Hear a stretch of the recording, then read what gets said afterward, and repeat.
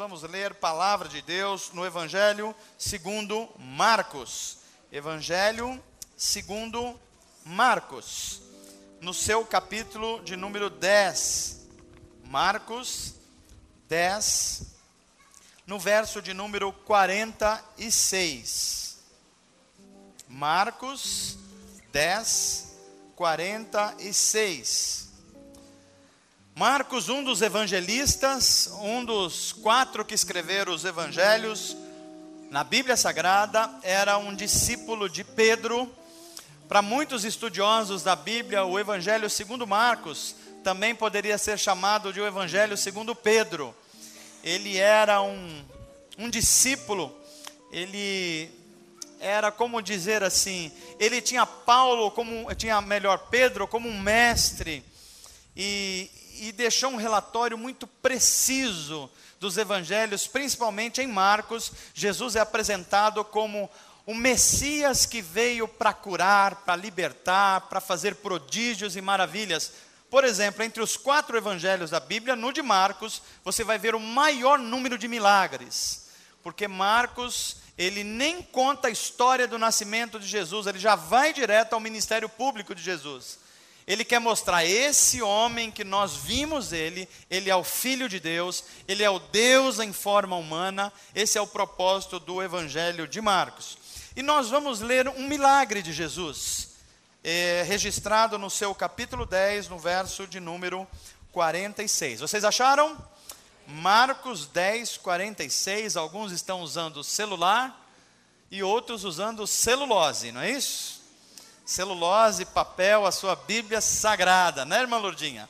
A gente usa mais a celulose, não é isso? O papel, é isso mesmo.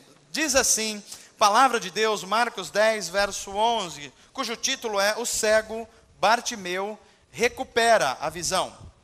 Então chegaram a Jericó, quando Jesus e seus discípulos, juntamente com uma grande multidão, estavam saindo da cidade. O filho de Timeu, Bartimeu, que era cego, estava sentado à beira do caminho, pedindo esmolas. Quando ouviu que era Jesus de Nazaré, ele começou a gritar: Jesus, filho de Davi, tem misericórdia de mim. Muitos o repreendiam para que ficasse quieto, mas ele gritava ainda mais: Filho de Davi, tem misericórdia de mim. Jesus parou. Quando Jesus para, sempre algo especial acontece. E disse: chamem ele. E chamaram o cego. Ânimo, levante-se, ele o está chamando, alguém disse. Lançando a sua capa para o lado, de um salto, pôs-se em pé e dirigiu-se a Jesus. O que você quer que eu lhe faça? Perguntou-lhe Jesus. E o cego e mendigo respondeu: Mestre, eu quero ver. Vá, disse Jesus, a sua fé o curou. Imediatamente ele recuperou a visão e fez o quê? E foi viajar. Foi tirar umas férias. Foi curtir a visão? Foi fazer o quê? Seguiu a Jesus. Por onde? Pelo caminho. Amém? Vamos orar. Deus, nosso Pai amado, te agradecemos pela tua palavra. Nós oramos para que os nossos corações sejam aquecidos pelo Espírito Santo e as nossas mentes iluminadas por esse mesmo Espírito da verdade. Pai, não adiantará nada se nós fazermos apenas desse encontro mais um encontro social, mas se nós abrirmos o nosso coração, se o teu Espírito entrar para dentro de nós, a tua palavra entrar para dentro de nós, então nós seremos transformados em Cristo, nós seremos curados dos nossos males, nós seremos sobretudo reavivados no poder do Espírito Santo. Faz isso, Pai, para a tua glória, para a nossa alegria, e em nome de Jesus. Amém. Amém. Meus amados irmãos, nós lemos um texto das Escrituras Sagradas, um texto onde Marcos, como disse no início, um dos biógrafos de Jesus, ou melhor, mais do que biógrafo, Marcos é um agiógrafo. O que é um agiógrafo? É alguém que escreve sobre a santidade da vida de outro.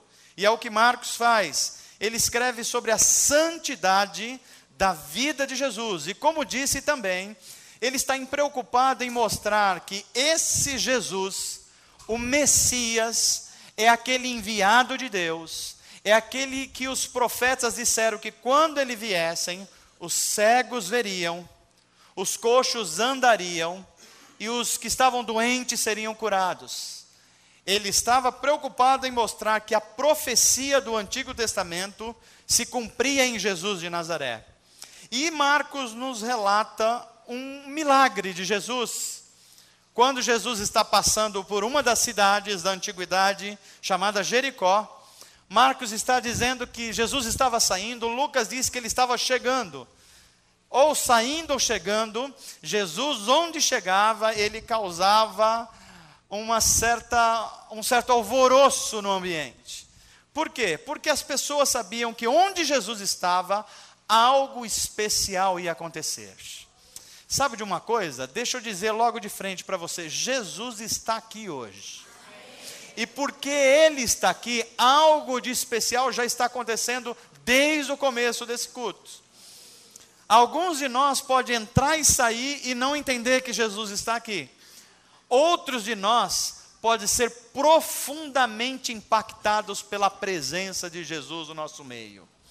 E aí nós podemos ser curados, libertados, encorajados, renovados, saímos daqui cheios do Espírito Santo de Deus na nossa vida. Você crê assim? Se você crê assim, eu queria falar principalmente sobre cura de Deus e sonhos de Deus. Está falando aqui? Então, deixa eu pegar ele. Posso usar? Então, tá. Veja se está aqui só para eu ir adiante. Som.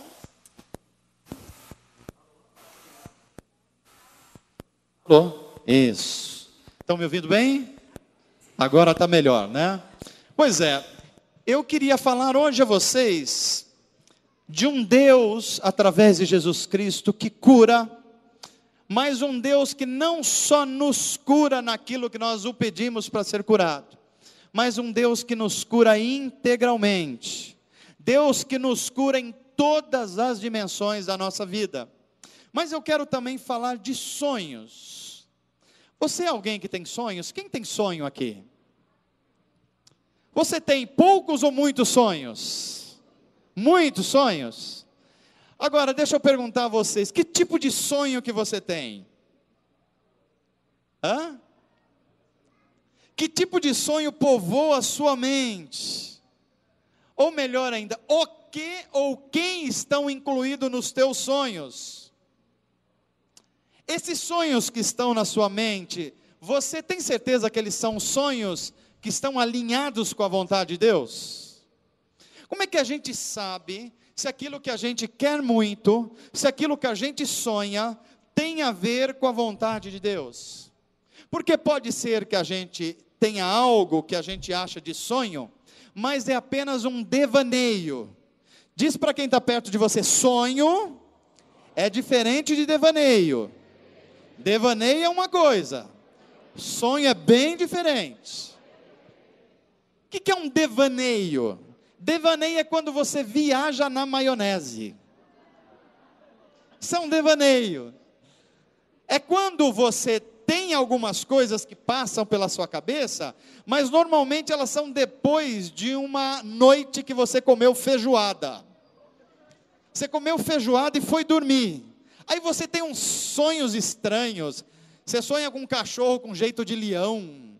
Você sonha com umas coisas que não fazem o menor sentido. Não, isso aí é uma noite após a feijoada. Não é disso que nós estamos falando.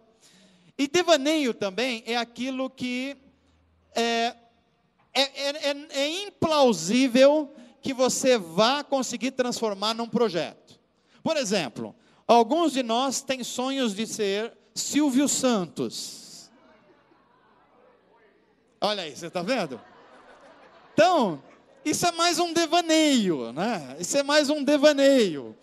Porque o Silvio Santos, ele tem algumas habilidades, além da fala, que onde ele põe a mão gera dinheiro, não é verdade? É um negócio impressionante. É um dom. Se deixar o camarada pobre, daqui a 2 semanas ele já está empreendendo alguma coisa. Ele inventa outro Jequiti, né? Então é um negócio impressionante. Mas eu não estou falando desse tipo de sonho. Eu estou falando de coisas que estão dentro do nosso coração e que pulsam tanto que eles não ficam só com a gente. São ideias ou desejos que nascem no nosso coração, mas eles são mais do que do nosso coração. Eles incluem outras pessoas. Eles vão para além da nossa individualidade. A Bíblia é pródiga em mostrar que teve muita gente que teve sonhos. Por exemplo, José do Egito não teve um sonho? O que ele sonhou? Ele sonhou em se tornar alguém importante para cuidar da sua família, do seu povo. Outra pessoa na Bíblia que teve sonhos foi Moisés, o príncipe do Egito. E qual era o seu sonho? Era libertar a sua nação, o seu povo da escravidão do Egito. Há outros sonhos também, não muito nobres na Bíblia, como as pessoas da Torre de Babel. Eles sonhavam também. E sonhavam o quê? Construir uma torre de tal forma que o nome deles ficassem gravados e toda a humanidade se lembrasse que um dia eles construíram aquelas torres. Era um sonho também. Davi sonhou na Bíblia, sonhou construir um templo para Deus. Jeremias sonhou ver a restauração do seu povo e o seu povo se arrepender diante de Deus. Judas Iscariotes também sonhou. Que tipo de sonho era o de Judas? Ficar rico, andar com Jesus, ter poder político, cuidar do dinheiro. E quando Jesus assumisse o trono de Roma, que era o que ele esperasse, ele ia se tornar uma espécie de primeiro-ministro das finanças. Essa gente está sonhando na Bíblia, alguns com sonhos bons e nobres, outros nem tantos. Alguns com sonhos altruístas e dignos, já outros com sonhos mesquinhos, sonhos egoístas. Mas se a gente está falando aqui de excluirmos esses devaneios, essas ambições pessoalíssimas ou personalíssimas, como é que a gente sabe que o nosso desejo mais profundo, que os nossos sonhos estão alinhados com a vontade de Deus? Quando nós lemos esse texto hoje, a maioria das pessoas ou dos pregadores que talvez você tenha ouvido falar, e você já ouviu uma série de mensagens falando a respeito do cego Bartimeu, provavelmente deram a ênfase no milagre que Jesus fez. E Jesus de fato nos cura. Uma das coisas mais fantásticas da gente crer no Deus da Bíblia é um Deus que está preocupado com seus filhos. Deus está preocupado com você. Deus está preocupado em você estar bem. Deus está preocupado em curar-nos. Está preocupado em cuidar da gente. Diz para quem está perto de você: Deus cuida de você. Ele quer curar você. Não se esqueça disso. Mas hoje eu não queria falar tanto da cura física desse homem. Mas eu queria falar de um cego que foi curado para enxergar melhor os seus sonhos. De um cego que não estava cego apenas biologicamente. Ele estava cego quanto às possibilidades do seu futuro. E a cegueira desse homem causava um segundo problema. O fato dele ser cego fazia com que também ele fosse mendigo. E é interessante quando a gente olha na Bíblia, a gente vai ver muitas situações assim, que uma limitação gera uma segunda limitação e até uma terceira limitação. Esse homem era cego, e porque era cego também se tornou um mendigo. E porque era um mendigo se tornou alguém jogado à margem da sociedade. E porque estava jogado à margem da sociedade, muito provavelmente estava depressivo também. Então, desgraça pouca é bobagem. O sujeito já tinha uma coisa, já tinha outra, e foi colocando, juntando outras coisas. parece que esse moço era aquilo que a gente pode chamar de curva de rio. Tudo de mal se juntou nele. E ele estava à entrada ou à saída da porta de Jericó, abandonado durante muito tempo, até que ele ouve um barulho, ele ouve um alvoroço, ele ouve que a cidade está agitada, ele percebe, ainda que cego, que alguma coisa está acontecendo de diferente. E eu fico imaginando a mente desse homem, como começa a funcionar, ele há tanto tempo, jogado nas portas de uma cidade, com uma capa, que eu fico imaginando, se uma capa de um cego já não é uma coisa muito agradável, um cego e mendigo, imagina o cheiro dessa capa. Imagina as condições de asseio dessa capa. E ele estava lá, porque ele não tinha o acolhimento das pessoas, ele estava tentando sobreviver a partir das migalhas que as pessoas jogavam para ele. E eu olhando a vida desse moço, eu fiquei olhando que a conversa dele com Jesus diz muito a respeito dos nossos sonhos. Ter sonho é bom, mas melhor ainda é sonhar os sonhos de Deus. Ter sonhos é algo necessário para a nossa vida. Mas como saber se eu devo colocar a minha força nos sonhos que estão na minha mente? Por exemplo, eu queria que você pensasse aí, 1, 2, 3 sonhos que você tem. Já pensou aí? Está fácil para você?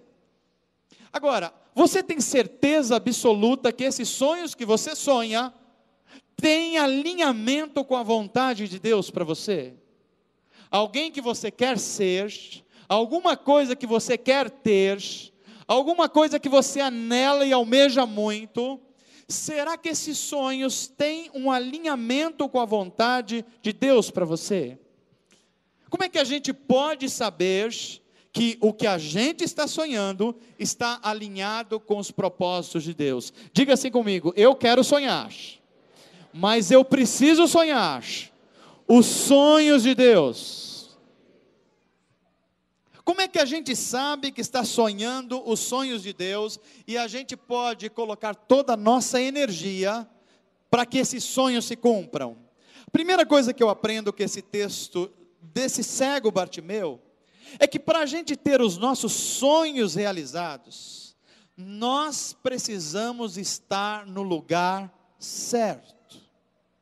Vou repetir para você, para a gente ter os nossos sonhos alinhados com Deus, e a gente colocar a energia para trabalhar em prol desse sonho, nós precisamos estar no lugar certo. Por que eu estou dizendo isso? Porque a Bíblia vai dizer que o cego Bartimeu, ele não estava exatamente no caminho, ele estava onde? À beira do caminho. E às vezes nós estamos tentando conduzir a nossa vida, e os nossos sonhos, eles não estão nos caminhos de Deus, eles estão à margem desse caminho, eles estão do lado, nós temos um Deus que é Pai, um Deus que é misericordioso, um Deus que nos ama e que nos chama para andar nos seus caminhos, mas nós insistimos em estar à beira do caminho. O que é que tem na beira do caminho? Ora, se a gente olhar para as parábolas de Jesus e as histórias da Bíblia Sagrada, beira do caminho não é um lugar bom para você estar. Se você olhar, por exemplo, a parábola de Jesus, do bom samaritano, nós vamos ver que um homem vinha descendo de uma cidade para outra, e o que ele encontra à beira do caminho? Um homem que foi assaltado, que foi ferido, que estava em sofrimento. Então diga assim comigo: estar na beira do caminho não é uma boa ideia, porque beira do caminho é lugar de sofrimento. E é por isso que Jesus Cristo, Ele indicou o lugar certo para a gente colocar os nossos sonhos. Aonde é que eu devo colocar os meus sonhos para eles serem realizados? Nós vamos ler na Bíblia Sagrada, em João 14, que Jesus diz assim: eu sou o caminho. que significa essas palavras de Jesus? O problema é que muitas vezes, como esse homem, nós insistimos em viver à beira do caminho. Deus tem um caminho de vida para a gente, mas nós construímos um atalho.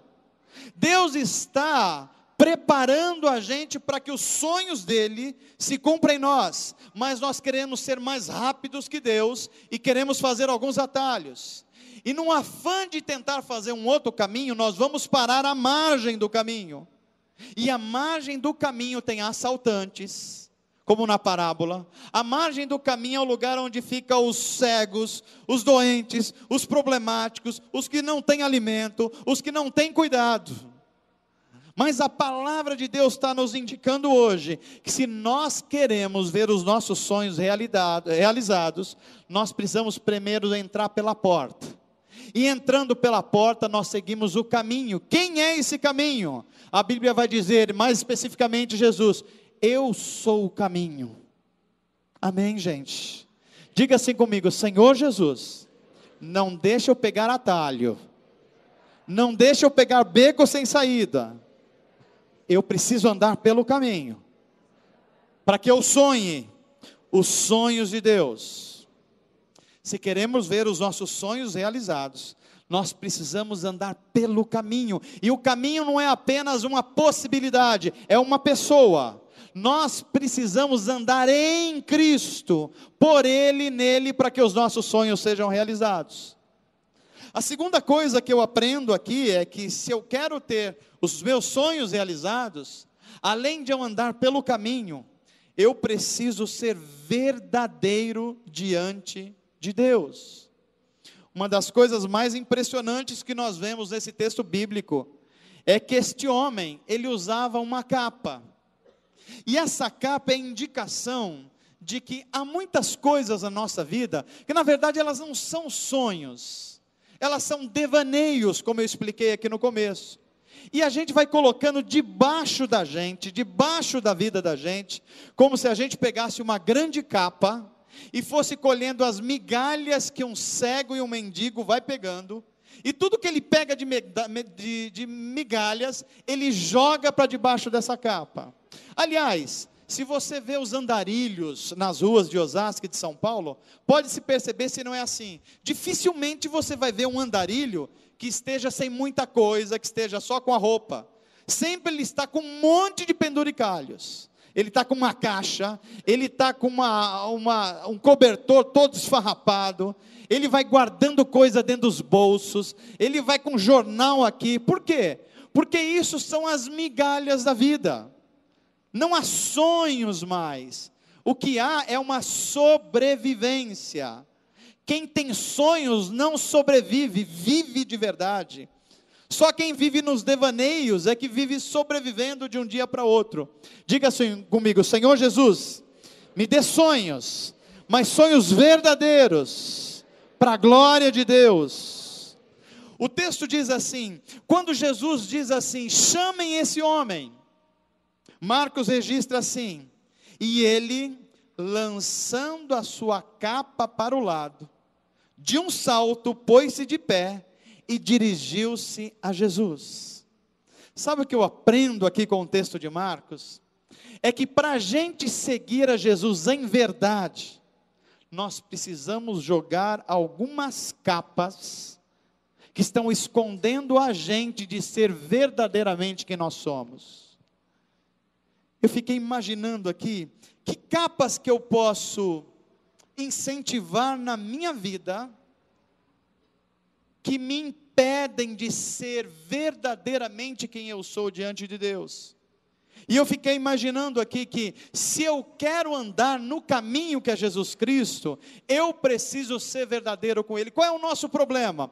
O nosso problema é que nós queremos seguir a Jesus, mas a gente tem medo de ser verdadeiro com Ele e com os outros. A gente quer seguir a fé, mas nós temos medo de mostrar quem nós somos, porque vai que as pessoas descobrem que a gente não é tudo isso que a gente imagina ser. O que é que a gente precisa largar no meio dessa caminhada? As capas que estão impedindo a gente de ser quem nós deveremos ser. Diga assim comigo, uma das capas que eu preciso largar é a capa da autossuficiência. Sabe o que significa isso? Que enquanto nós acharmos que nós resolvemos a nossa própria vida, nunca nós vamos estar sendo verdadeiros diante de Deus. Sabe uma outra capa que eu preciso deixar? É a capa da hipocrisia. Sabe o que é hipocrisia? É você tentar se passar por alguém que você não é. É você mostrar, ter um caráter que você não tem. Hipocrisia é você, até mesmo nas orações, você se lançar diante de Deus, como os fariseus, e dizendo assim: obrigado Deus, porque eu não nasci um escravo, uma mulher ou um animal. Sabia que um judeu ortodoxo orava desse jeito? O que é isso? É achar-se que você tem algo muito especial e que Deus é quase que obrigado a olhar com você com misericórdia, porque você é uma pessoa reta, você é uma pessoa digna de Deus, e para que a gente se volte para Ele, é necessário que eu jogue as capas da minha vida. Que capas que eu preciso jogar? As capas do medo. Tem muita gente que ainda não viveu os sonhos de Deus, porque estão aprisionadas pelo medo. O que está gerando medo na sua vida hoje, que impede você de andar e dar saltos maiores na sua caminhada com Deus?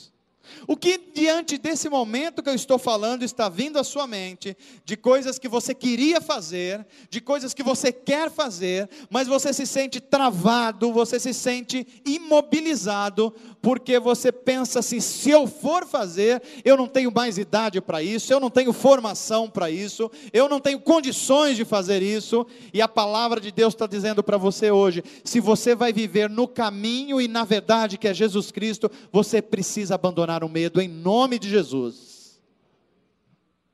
Eu aprendo também com esse homem, que os milagres que Deus faz nele, além de curar ele da sua cegueira, cura ele também de outros medos para que ele possa sonhar. Para a gente ter os nossos sonhos realizados, nós precisamos demonstrar quais são as motivações do nosso coração. Para que você quer ter o que você está sonhando? Por exemplo, talvez entre nós aqui, há pessoas que querem adquirir muito conhecimento. E a pergunta é: para que você quer adquirir conhecimento? Qual é a motivação do seu coração? Há muitos entre nós aqui que querem ganhar dinheiro. Tem gente que quer ganhar dinheiro aqui ou não? Tem. Que bom, é porque eu estou levantando a minha mão aqui, né? Agora a pergunta é: para que você quer ganhar muito dinheiro? Porque se a primeira resposta for para fazer o que eu tenho vontade, então o dinheiro já vai separar você de Deus. Uma vez perguntaram ao presidente da Coca-Cola qual era o maior barato de ter muito dinheiro e ser rico. E sabe qual foi a resposta dele? Ele disse assim: eu gosto de ser rico e ter muito dinheiro para não ser obrigado a fazer alguma coisa que eu não tenha vontade de fazer. A coisa mais maligna do que essa, a coisa mais diabólica do que essa, toda vez que nós temos alguma coisa que nos separa das pessoas e nos separa de Deus, então nós não temos um sonho, nós temos um pesadelo. Então nós não estamos diante de um sonho de Deus, mas nós estamos diante dos piores dos nossos pesadelos. A questão é: para Deus importa mais a motivação do seu coração do que as coisas que você faz. Diz isso para quem está perto de você. Para Deus importa mais a sua motivação do que a sua ação. Porque sonhos pode levar a bênçãos, mas pode levar à destruição também. Quando a gente tem um sonho, a gente precisa perguntar: para que exatamente eu quero que Deus realize esse sonho que está dentro do meu coração? Qual é a minha motivação ao sonhar com esse sonho? Porque a Bíblia vai nos ensinar que há sonhos que também levam à destruição. Vocês acham que sim ou não? Olha o sonho do filho pródigo. Qual era o sonho dele? Olha, eu quero a minha herança agora. Qual é o meu sonho? O meu sonho é que o meu pai me desse todas as coisas. Eu estou jovem, eu tenho força de vontade, eu tenho agora, estou no melhor da minha idade. O que eu preciso? Eu preciso de muitos bens, muito dinheiro, porque eu quero fazer o que me vier a ter. Ele era o sonho dele. Esse sonho levou a alguma coisa boa?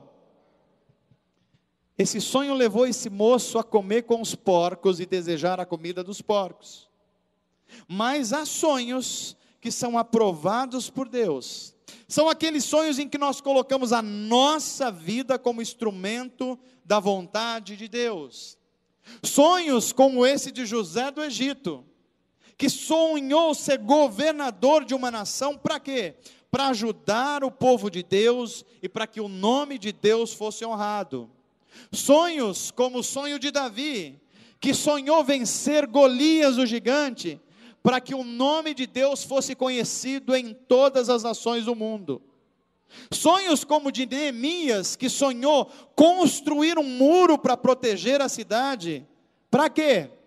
Para que a nação de Israel vivesse em paz, protegida pelo seu Deus. E aqui nós vemos um homem chamado Bartimeu, onde ficam claras as intenções dos seus sonhos.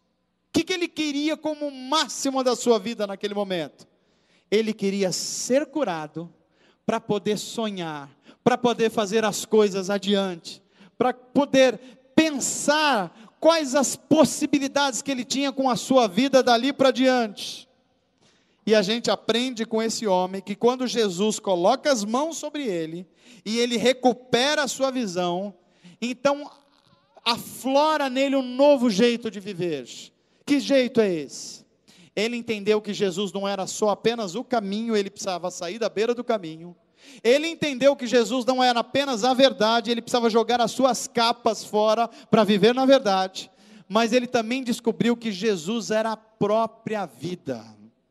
Quando Jesus cura, ele dá um salto, e Marcos termina o texto dizendo assim: e ele imediatamente recuperou a sua visão, e fez o quê? E seguiu a Jesus pelo caminho. Esse moço não foi curado só da cegueira física, mas ele foi curado também da sua cegueira espiritual.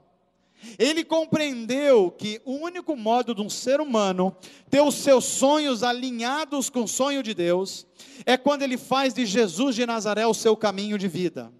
Ele percebeu que a única forma de um ser humano andar na verdade, pela verdade, é quando ele joga fora a capa do materialismo, a capa da autossuficiência, a capa da hipocrisia, e se coloca diante de Jesus e fala assim: eu sou um pecador, mas eu tenho um Deus que me ama, e Jesus Cristo morreu na cruz pela minha vida.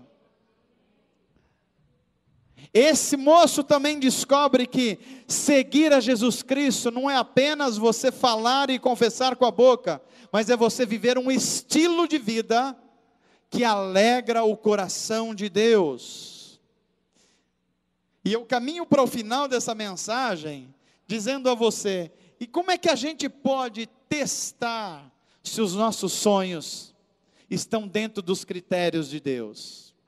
Para termos os nossos sonhos realizados, nós precisamos estar atentos aos critérios de Deus. Pastor, qual é o critério que eu coloco os meus sonhos para saber se eles são de fato alinhados com Deus? A Bíblia Sagrada vai dizer, no Salmo 37, verso 4: deleita-te no, e Ele fará o quê? Concederá os desejos do teu coração. Esse é o primeiro segredo. Faça do Senhor a tua grande alegria, e Ele concederá os desejos do teu coração. O nosso problema com os nossos sonhos é que a gente está querendo ser feliz à margem de Deus. A gente está querendo ser feliz quando alguma coisa acontecer. Muitos de nós não estamos nos deleitando em Deus com quem nós somos hoje e o que temos hoje. Nós sempre projetamos a nossa felicidade para algo que vai acontecer. Então você fala assim: quando eu me casar eu vou ser feliz. Você está projetando a sua alegria no casamento. Se o casamento não for bem, você vai virar uma pessoa depressiva. Outros falam assim: eu vou ser feliz quando eu me formar na faculdade. Você está projetando a sua felicidade no lugar errado. Porque se você se frustrar com o seu curso, você vai se tornar uma pessoa depressiva. Outros falam assim: eu vou ser feliz quando aparecer o meu príncipe encantado. Aí o príncipe encantado vira um sapo. E a sua alegria foi de água abaixo. Tem muitas pessoas dizendo assim: eu vou ser feliz quando eu ganhar 10 mil reais por mês. Aí você está ganhando 2 mil e já está enrolado. Se você ganhar 10, vai ficar 5 vezes mais enrolado ainda do que você já é. Quando a gente projeta a nossa alegria em coisas efêmeras, isso vai levar a gente a tristezas, a desolamentos. Mas se nós deleitarmos no Senhor, Ele concederá o desejo do nosso coração. Fala assim: o primeiro critério para que os meus sonhos se cumpram e sejam sonhos de Deus, eu preciso me deleitar no Senhor. Fala para quem está perto de você assim: o Senhor tem sido a tua fonte de alegria? Tem mesmo. Segundo critério para a gente conhecer se os nossos sonhos estão alinhados com o sonho de Deus, é que a gente precisa conhecer as promessas de Deus. Você conhece as promessas de Deus? Por exemplo, você sabe o que a palavra de Deus diz a respeito de você como filho de Deus? Deixa eu lembrar algumas coisas para você. Primeiro, a Bíblia diz que você é um filho amado de Deus. Amém? Não, parece que você não entendeu direito. Se eu falasse para você, a Bíblia diz que você é filho do seu José, e você falasse isso, tudo bem. Se você é filho do seu Antônio, tudo bem. Mas deixa eu falar para você, a Bíblia diz que você é filho amado do Deus Altíssimo. A Bíblia diz que se você se esconder debaixo da sombra do Altíssimo, praga alguma chegará a você. Sabe o que a Bíblia diz também? Que você é a menina dos olhos de Deus. Sabe o que a Bíblia diz como promessa também? Que se você colocar a tua confiança no Senhor, você está escondido do maligno. Sabe o que a Bíblia diz também? Que você foi tão amado por Deus, que Ele entregou o seu Filho unigênito para que você se reconciliasse com Deus. Se nós não conhecemos as promessas de Deus, a gente vira aquilo que o desenho animado consagrou como a hiena. Sabe como é o desenho da hiena? Quando a gente não conhece as promessas de Deus: ó céus, ó vida, ó azar. Tem gente que só vive com essas 3 maldições na boca. Ó céus, tudo dá errado para mim. Ó vida, todo mundo... Tem um versículo que eu vi esses dias, não é da Bíblia esse versículo não, mas é uma coisa meio interessante, que é uma pessoa que está procurando muito por um varão ou por uma varoa, e diz assim: 1.000 namorarás ao teu lado, e 10.000 casarás à tua direita, e tu não serás atingido. Que tribulação isso, né? Isso que é um azar, né? Gente azarada, né? Mas não é disso que a Bíblia está dizendo, não. É que 1.000 cairão ao teu lado e 10.000 à tua direita, mas você não será atingido, porque as mãos do Senhor estarão sobre a sua vida. Se nós não conhecemos as promessas de Deus, nós não sonhamos os sonhos de Deus. E para a gente terminar, o terceiro critério, para a gente ver os nossos sonhos realizados e alinhados com a vontade de Deus, a gente precisa fazer como esse cego Bartimeu. Marcos vai nos informar, Jesus disse assim: vai, você está curado, a sua fé te curou. E Marcos registra, e imediatamente Bartimeu recuperou a visão e seguiu a Jesus pelo caminho. Bartimeu não só saiu da beira do caminho, mas ele encontrou o próprio caminho da realização dos seus sonhos em seguir Jesus Cristo. Quer os teus sonhos realizados? Quer ter seus sonhos realizados? Aqui está a receita: siga Jesus, siga a sua palavra, deixa o Espírito Santo conduzir a tua vida, não se deleite em qualquer outra coisa que não seja o próprio Deus. Se isso acontecer, você estará no caminho, e a palavra de Deus que diz assim: eu sou o caminho, eu sou a verdade, e eu sou a vida, estará se cumprindo na sua vida. Amém, gente?